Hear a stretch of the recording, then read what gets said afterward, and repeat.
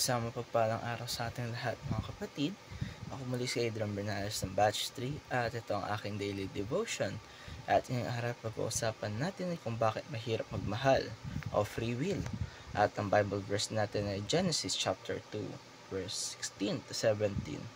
Sinasabi sa scripture natin, and the Lord God commanded the man, saying, of every tree of the garden thou mayest freely eat, but of the tree of knowledge of good and evil thou shalt not eat of it, for in the day that thou eatest thereof thou shalt surely die. Sinasabi dito, mga kapatid, na topic natin patungkol sa free will ay isang sacred gift of God. O kaya mga kapatid, kung isipin natin, hindi tayo ginawa ng Diyos parang robot. Hindi niya tayo program na para sumunod lamang sa Kanya ng walang choice. Sa halip, binigyan niya tayo ng kakayahang pumili o free will. Ibig sabihin ay may tunay tayong kapangyarihan mamili kung susunod ba tayo o hindi. Kagaya ng sinabi sa Genesis chapter 2 verse 16 to 17, binigyan ng Diyos si Adan ng instruction. Pwede siyang kumain sa kahit anong puno sa hardin ng Garden of Eden except sa isa. Ito sa choice, pwede siyang sumunod, pwede rin siyang hindi. At doon natin nalaman kung gaano ka-sacred ang free will. Hindi ito basta lang nakakayahan. Isa itong tiwala na binigay ng Diyos sa tao. Kalawa, free will is either loving or harmful. Kaya mahirap magmahal minsan kasi may free will ang bawat isa. Hindi natin mapipilit ang ibang tao na mahalin tayo pabalik o magpakita ng pagmamahal sa parang gusto natin.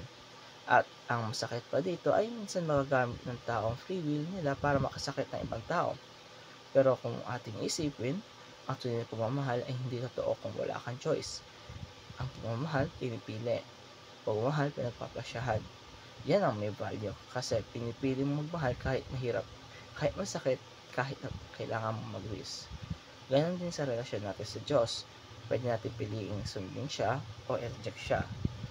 Paano ba natin gagamit ng free will natin? Nakabuti ba ito sa ibang tao, sa relasyon natin sa Diyos, o nakakasakit? At ikatatlo ay free will is designed for loving relationships. Hindi ginawa ng Diyos ang free will para lang makapili tayo kung anong gusto natin kainin or suotin. He gave it us para tayo mismo ang magdesisyon na mahalin siya at mahalin ng iba. Dahil ang tunay na relasyon ay may kusang loob, and love must be chosen freely to be real. Ang ultimate design ng free will ay para tayo nagkaroon ng genuine connection sa Diyos at sa ating kapwa. Kung nahihirapan tayo magmahal ngayon, tandaan natin na part ito ng design. Mahirap kasi magkaroon ng choice, pero ito rin ang dahilan kung bakit worth it ang pagmamahal, dahil pinili mo. At sa araw na ito, pag-isipin natin kung paano natin gagamitin ang free will natin sa bawat desisyon, lalo sa pagdating sa pagmamahal. Ginagamit ba natin ito upang makaglorify si Lord or makasakit tayo ng iba? Kung makakagalak ba ito sa ating Panginoon o hindi? Dapat malaliman natin ang ating pag-intindi, lalo na sa pagmamahal.